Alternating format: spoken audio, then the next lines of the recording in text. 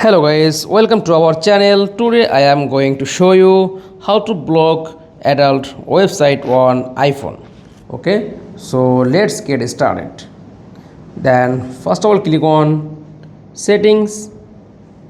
Okay, then scroll down.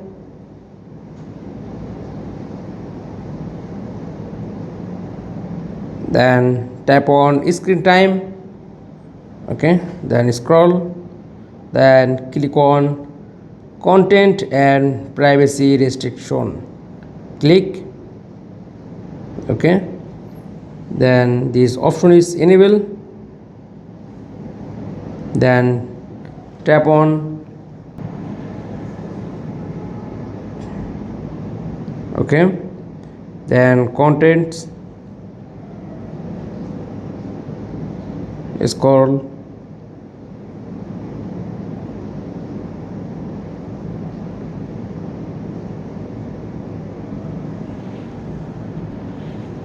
tap on this option, then click web content, then this option is unrestrict.